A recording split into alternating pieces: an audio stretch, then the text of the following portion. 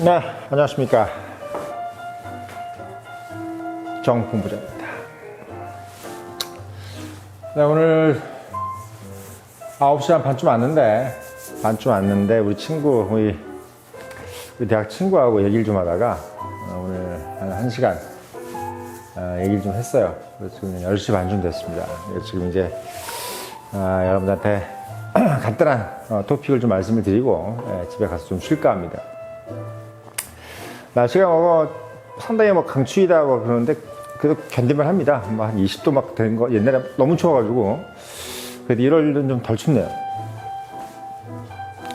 자, 오늘 여러분들께 좀 드리고 싶은 이야기는 선거구제 관련돼서 이야기를 좀 드리고 싶어요. 여러분들이 사실 학교 다닐 때 다 배운 건데 공부를 열심히 한 분들만도 가물가물할 거, 공부 열심히 한 분들도 가물가물할 것이고. 정치학과 나왔다 그래도 아마 잘 모르시는 분들도 꽤 되세요. 그래서 지금 이제 1월 2일 날 우리 대통령께서 조선일보하고 있는 인터뷰에서 중대 선거구제를 이야기를 하셨단 말이에요. 그래서 지금 뉴스 YTN이라든지 이런 데 많이 나오니까 보시는 분들 중에서 젊은 청년들이나 또는 학부모님들도 마찬가지겠지만 그걸 보시면서 이게 중대 선거구제가 도대체 뭐야? 라고 생각하실까봐 제가 간단하게 말씀을 좀 드리겠습니다. 저도 예전에 이제 우리 윤형섭 우리 학교 다닐 때 지금 돌아가셨죠? 교육부 장관이셨고, 윤형섭 교수께서 이제 한국정치사 가르치실 때 이제 참 잘 배웠는데, 지금은 사실 기억이 가물가물하죠. 그래서 그동안에 있었던 얘기들, 또 있지만 아무튼 결국은 이제 제가 갖고 있는 상식을 가지고 말씀을 드리는 겁니다. 이 중대 선거구제, 대한민국은 지금 소선거구제예요. 지금 우리는 이제 소선거구제, 이거 소선거구제라 그러면 이제 무슨 영어로 얘기하면 이게 싱글 멤버 디스트릭트거든요. 싱글 멤버 디스트릭트. 싱글 멤버가 뭐냐면 디스트릭트, 그러니까 한 명만 뽑는 선거를 우리가 소선거구제라고 하는데, 이게 싱글 멤버라고 하면 금방 이해가 되는데, 이건 이제 한국말로 소선거구제 이러니까 이게 작은 선거구야, 뭔 소리야. 근데 선거구는 되게 작은 겁니다. 예. 이게 다수대표제라고도 해요. 소선거구제를. 다수대표. 그러니까 제일 표를 많이 받은 사람이 당선이 되는 걸, 이걸 우리가 다수대표제라고 하거든요. 그걸 소선거구제라고 하는데, 한국은 지금 1987년도에 선거구 개편할 때 그때 만들어진 걸 지금까지 쓰고 있는 거예요. 그래서 지금 약간 87년부터 지금까지 쭉 이제 소선거구제 그때 결정된 걸 가지고 쓰고 있었고, 그전에는 우리가 이제 중선거구일 때도, 중대선거구일 때도 있었습니다. 예전에 더. 근데 이제 지금은 이제 소선거구제를 쓰고 있어요. 그러니까 싱글 멤버 디스트릭트. 한 명만 뽑는 선거구제를 쓰고 있단 말이죠. 그러다 보니까 당연히 우리가 대선거구제라 그러면요, 선거구가 큰 겁니다. 그리고 중선거구제라는 뜻은 또 뭐냐면 멀티멤버라는 뜻이에요. 여기서 중선거구제라는 뜻은 중. 예. 그러니까 멀티멤버라는 뜻이라서 우리가 중대선거구라 그러면 뭐냐면 큰 선거구에 여러 명을 뽑는다고 해서 우리가 중대선거구라고 합니다. 중대선거구. 예. 그리고 이게 이 중선거구제라는 것이 가운데 중이라고 할 수도 있지만 사실은 여러 중이라고 할 수도 있는 거예요. 중선거구제. 그러니까 많이 뽑는다는 거지. 그래서 물론 이제 한자로는 가운데 중으로 돼 있어요. 이제 이 중선거구제라는 것을 우리가 보면 생각할 때는 여러 명을 뽑는다 이렇게 인식하고 계시면 돼. 그래서 멀티멤버 디스트릭트입니다. 멀티멤버. 이게 이제 중대선거구제예요. 지금 이제 우리는 소선거구제인데, 소선거구제를 하고 있는 나라는 미국이 대표적입니다. 그러니까 미국이나 영국이라는 나라는 정치적으로 상당히 선진국이고, 그리고 양당제가 상당히 확고하게 된 나라죠. 그래서 양당제, 그러니까 영국은 이제 보수당과 노동당이죠. 그 다음에 이제 미국은 민주공화당이에요. 공화민주 이렇게 돼 있단 말이지. 그래서 양당제가 확고하게 자리 잡은 나라들은 본인들이 갖고 있는 텃밭이라는 데가 있고, 그 텃밭에서 한 명만 선출되기를 원하는 국가가 입니다. 보통은 그래요. 그래서 소선거구제를 갖고 있는 나라는 그냥 미국하고 영국이다라고 생각하시면 돼. 그리고 이제 우리가 이제 혼합형이 있어요. 일본. 참의원은 소선거구제, 중의원은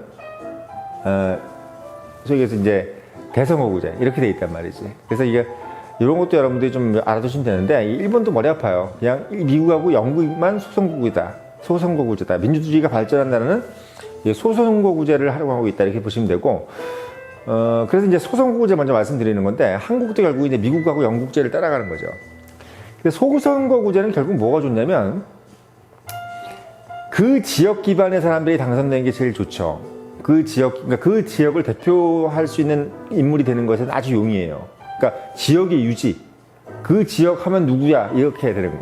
그래서 또 하나는 뭐냐면 그 지역을 완전히 대표하게 되죠, 그 사람이. 그러니까 그 지역 사람들 입장에서는 자기 지역을 대표할 사람이 국회의원이 되기 때문에 약간 마음이 안심이 되는 것도 있고, 자기 지역의 이익에 대해 상당히 민감한 사람을 대표자로 보내기 때문에 어떻게 보면 약간 지역주의를 주장하는 부분도 있겠지만, 지역의 어떤 유지로서 자기 지역의 대표로 가기 때문에, 국가의 대표이기도 하지만 지역의 대표로서 가기 때문에 어떻게 보면 약간 멀티한 목적이 달성이 되는 경우라고 보시면 됩니다. 그래서 오늘 그 이제 중대선거구제 얘기가 나오고 나니까 이제 민주당의 김성환 정책위원장이 대통령제에서는 소선거구제가 더 낫다라는 얘기를 했어요. 그래서 참 재밌는 게 뭐냐면, 이전에 민주당 쪽 사람들은 보통 중대선거구제를 상당히 옹호했거든요. 그리고 예전에 반대로 이제 2017년도만 해도 자유한국당 시절이죠. 지금 국민의힘 전신 같은 경우는 중대선거구제 상당히 반대했단 말이야. 소선거구제를 옹호하고, 그리고 그냥 비례대표를 좀 강화한다, 이런 식으로 돼 있는데, 어떻게 된 게 지금 5년이 지났는데 오히려 지금 보수당 정권의 대통령이 먼저 중대선거구제를 얘기하고, 반대로 또 민주당이 그걸 반대하고 있는 모습, 이걸 보니까 참, 야, 이거 좀 시대가 바뀌어서 참 재밌다, 이런 생각이 듭니다.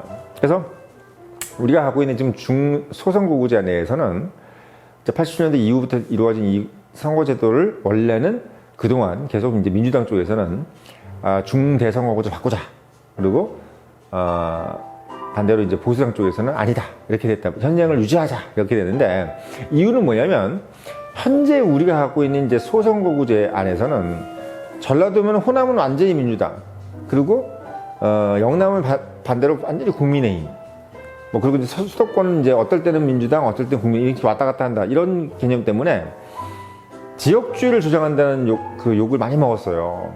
예, 지역주의를 주장하는 욕을 많이 먹었는데, 중대선거구제를 얘기하는 가장 큰 이유는 뭐냐면, 선거구를 우리가 이제 2015년도에 이제 선관위에서 제출한 이제 보고서가 있습니다. 선관위에서 이제 본인들이 의견을 냈어요. 이렇게 한번 바꾸면 어떻게 되느냐 했을 때, 권역별 비례대표제를 이제 제안을 했죠. 그래서 이제 권역별 비례대표제를 얘기를 했는데, 이게 중대선거구제가 아니고, 그래서 이제 한국 사람들은 이제 지금 한국 정치에서는 중대선거구제는 사실은 예전에 해본 거고, 지금 이제 엘리트들 사이에서 뭔가 얘기를 나왔을 때 제일 이제 많이 선호하는 것은 권역별 비례대표제입니다. 이제 권역별 비례대표제는 지금 독일하고 일본이 하고 있어요. 독일하고 일본이 하고 있어요. 그래서 권역별 비례대표제는 뭐냐면, 우리나라를 이제 선관위 아이디어대로 얘기하면 2015년도 우리나라를 6개 권역으로 나눠요.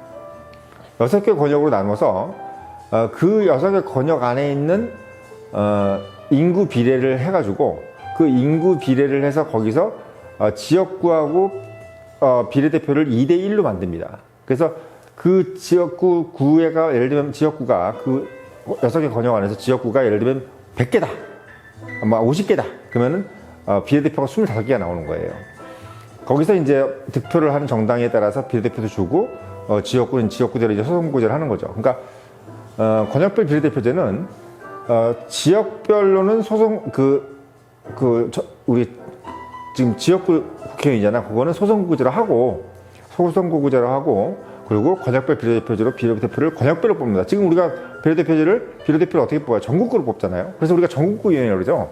그러니까 이거를 전국구를 하지 말고 지역별 비례대표제로 한다는 것이 바로 권역별 비례대표제예요. 그냥 권역이라는 것이 이제 지역이란 뜻입니다. 그래서 지금은 전국구가 아니라 그러면 이제 지역구 비례대표제가 되는 거죠. 예, 이렇게 되는 거예요. 그래서 그런 어떤 지금 아이디어가 있긴 한데, 제가 사실 개인적인 의미에서 봤을 때는 중대선거구도 괜찮은 것 같아요. 왜냐하면 이게 권역별 비례대표도 다 이제 이미 일본이라든지 독일도 다 해봤고 이런 상황이고 아직도 소선거구제 같은 경우는 영국하고 미국은 그냥 바꿀 생각도 없어요. 미국과 영국은 그리고 이 선거구제를 한 지가 벌써 꽤 됐어요. 100년, 200년 동안 계속 이걸로 해왔기 때문에 굳이 뭐 자기들이 뭐 다른 걸로 해본 적도 없어. 그러니까 정치 제도를 잘 안 바꿔요. 미국하고 영국 같은 경우. 그래서 한국도 어떻게 보면은 이거를 바꾸느냐 안 하다 고민을 해봐야 돼. 왜? 정치 제도를 자꾸 바꾸는 것보다는 정치 제도를 놔두고 국민의 의식을 바꾸는 게 더 중요하다 이렇게 생각하는 것도 괜찮은 방법이야.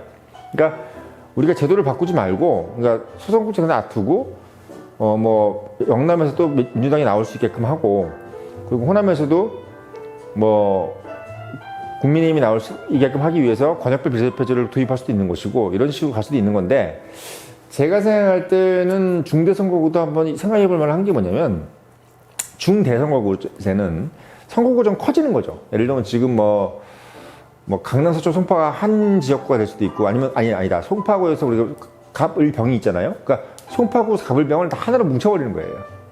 그러니까 국회의원 3명 나왔던 데를 한 권역으로 뭉치면 거기서 이제 선거구가 커졌죠.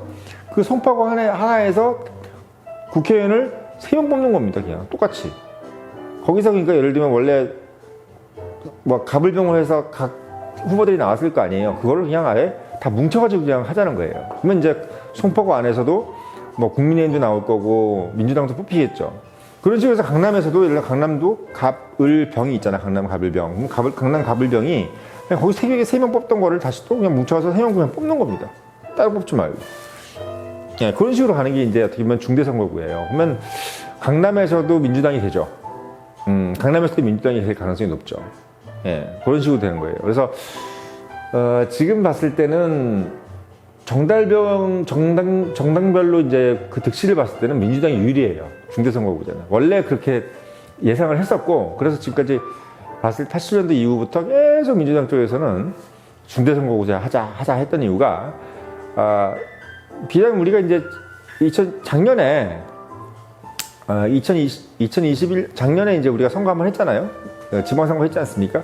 그 지방선거 때 이제, 그러니까 올해 지방선거 했잖아요. 올해 지방선거 한 거 가지고 만약에 이제 진행을 하면 민주당이 훨씬 더 많이 나옵니다. 더 많이 나와요. 그리고 17년도 이제 우리 총선 때 2020년 총선이죠. 2020년 총선 때로 가지고 우리가 하면 민주당이 더 많이 가져가요. 예. 그 똑같은 룰대로 만약에 우리가 중대선거구를 한다고 하면은 계산을 해보니까 영남 쪽에서도 민주당이 많이 나오고, 호남 쪽에서는 근데 오히려 국민의힘은 그렇게 많이 안 나오고 정의당이 좀 더 많이 나와요. 예. 그리고 서울에서는 민주당이 좀 원래 많았는데, 아무튼 전체적으로 통합을 봤을 때는 민주당이 좀 더 많이 나옵니다. 국민의힘은 줄거나 그래요. 근데 이제 이론상으로 봤을 때는 중대선거구제를 하면 거대 양당이 가져간다는 얘기를 하는데, 그것도 맞습니다. 그것도 맞는데 호남 같은 경우는 정의당이 좀 더 나와요. 그래서 중대선거구제 하자 그러면은, 지금 만약에 민주당이 약간 지금은 이제 김성환 정책위원장 이런 얘기를 들어보면 친명계 쪽에서는 이제 중대선거구제를 지금 반대하는 쪽으로 소선거구제로 가자 이렇게 지금 가고 있고, 정의당 비명계 쪽에 이재명이죠. 비이재명. 그러니까 비이재명 쪽하고 정의당 쪽에서는 아마 중대선거구를 찬성하는 쪽으로 갈 것 같아요. 그리고 지금 이제 국민의힘 같은 경우는 대통령이 저렇게 나오니까 이걸 뭐 반대하기도 좀 애매하잖아.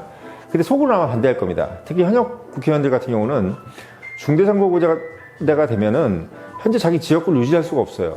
지역구가 줄어들기 때문에.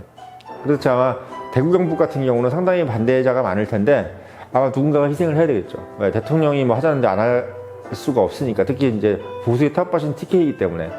그래서 지금 이게 소선거구제가 이제 오늘 김종인 씨 같은 경우는 소선거구제 그거 안 된다. 아예 중대선거구 그거 안 될 것이다.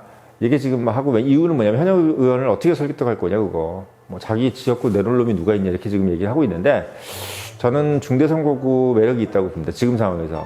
예. 특히나 이제 지역 기반이 없고, 지금 윤 대통령님 같은 경우는 TK 기반이 아니잖아요. 그러다 보니까 이제 서울 쪽에서 국회의원이 나오는 것도 상당히 바람직하다고 생각할 거고, 특히 본인의 어떤 뭐 지지 기반이 될 만한 그런 어떤 국회의원들을 좀 더 많이 뽑게 하기 위해서도 나쁘지 않은 생각일 것 같고, 또 명분상으로 또 어떻게 봤으면 중대선거구를 좀 하자 많이 했는데 이번에 한번 그렇게 진행하는 것도 괜찮지 않겠나라는 생각도 좀 듭니다. 예. 아무튼 변화는 좋은 것 같아요. 그런 쪽으로 변화를 하는 거. 그래서 중대선거구제가 되면은 호남에서는 정의당이 나오지만 국민의힘도 무조건 될 수도 있다. 그리고 영남에서는 민주당이 많이 된다. 그래서 서울 수도권은 비슷하다. 민주당하고 국민의힘이 비슷하다. 이렇게 생각하시면 돼서 득보는 쪽은 정의당하고 민주당이 쬐끔, 그리고 국민의힘은 득보다는 실을 좀 보게 될 것이다. 다만 국회의원 의석수는 줄어드는데 국민의힘 윤석열 대통령의 인기가 좀 올라가기 때문에 그걸로 국민의힘 쪽에서 좀 더 가져갈 수도 있고, 그래서 국민의힘도 똔똔 아니면 더 많이 나올 수도 있다는 생각. 근데 국민의힘 안에 있는 그 국회의원 중에서 좀 물갈이가 되겠죠. 그리고 물갈이를 목표로 하고 있는 거예요. 제가 봤을 때는 조선일보하고 이제 윤석열 대통령께서 국민의힘 내부로서의 물갈이를 그냥 하면은 뭐 옛날에 박근혜 대통령 때 그냥 그 공천 장사하듯이 그렇게 공천 막 압박가 되기 때문에 어떤 정당을 개혁하는 것은 결국은 정치 제도를 개혁한다는 개념으로 명분을 가지고 가야 된다라는 어떤 그걸 가지고 지금 시작을 하시는 것 같아요. 아주 잘하는 것 같습니다. 그러니까 정치 개혁을 명분으로 가져가면서 자기 당도 개혁하고 그리고 남의 당도 개혁하는, 참 어떻게 보면 참 좋은 전략으로 제안을 하신 것 같아. 아주 마음에 드는 생각입니다. 그래서 그런 생각으로 가져가면은 저는 내년도 2024년이죠. 2024년 총선 때 그 중선거구제로 간다 그러면, 중대선거구제 간다 그러면은 나쁘지 않은 생각이다라는 생각이 듭니다. 그래서 그걸 바꾸려면 아마 지금 뭐 4월에서 5월 사이에 아마 국민의결 국회 표결을 붙여야 될 거예요. 그래서 아마 그렇게 논의를 좀 해보는 것이 어떻겠느냐라는 생각인데, 아무튼 국민의힘은 쉽지 않아요. 소선거구제가 나요. 그러니까 어떻게 보면.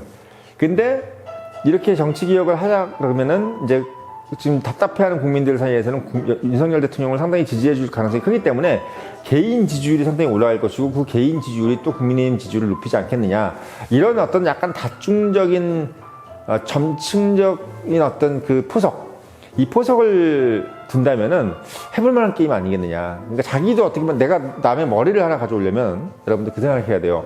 남이 머리를 하나 가져오려면 내 팔 하나는 준다 생각하고 가야지, 나는 아무것도 그냥 손해보는 거 없이 승부에서 이기겠다 하는 건 상당히 오만한 자세다. 그런 거 보면 이번에 윤석열 대통령님께서 국민의힘이 약간 손해볼 수 있는, 이론적으로 지금 현재 상황에서 손해볼 수 있는 일인데도 그걸 불구하고 중대 선거구제를 얘기한 거는 상당히 어떻게 보면 지혜로운 발상이고, 어떻게 보면 상당히 거대한 그랜드 플랜이다 라고 생각할 수 있고, 민주당 쪽에서도 좋아할 만한 것이기 때문에 던져주니까 상당히 좋죠. 근데 민주당 안에서도 이해득실이 있어요. 아까 말씀드렸지만 친명자 같은 경우는 지금 이미 이재명 씨가 지금 당대표를 하고 있단 말이야. 그러니까 공천권을 이재명 씨가 가지고 있잖아요. 그러면 자기 당만 싹 다 줄 수 있는데, 수선거구제를 하면 거기서 중선거구제를 한다 그러면 그만큼 자기는 지금 공천권을 갖고 있는 입장에서 손해지. 그걸 생각하고 있는 거야 지금. 그러니까 이재명의 세력을 죽이려고 저러는 겁니다. 그 얘기를 하는 겁니다. 그래서 그거는 뭐 여러분들이 그냥 참고로 그냥 알아두시고, 결국은 이재명 세력을 어떻게 보면 약간 약화시키고, 그리고 윤석열 대통령의 세력을 좀 더 넓히겠다는 얘기예요. 근데 여러분들 생각할 때 정치라는 것은 늘 그렇게 타협을 하고, 그리고 상대를 어떻게 보면 견제하고 자기의 세력을 확보하려고 하는 모습을 나쁘게 보면 안 돼요. 정치라는 것은 어떻게 그렇게 공익만 맞게 하겠습니까? 결국 자기 세력을 자꾸 키워가고 상대 세력을 견제하면서, 그러면서 전제와 균형이 이루어지고, 그러면서 민주주의가 발전하는 거지, 무슨 남의 정치해주고 내가 무슨 뭐 자기 정치 안 하고 이렇게 하면서 어떻게 정치를 하겠어요? 그거 자체가 말이 안 되는 거야. 그래서 윤석열 대통령이 이번에 얘기한 중대 선거구제는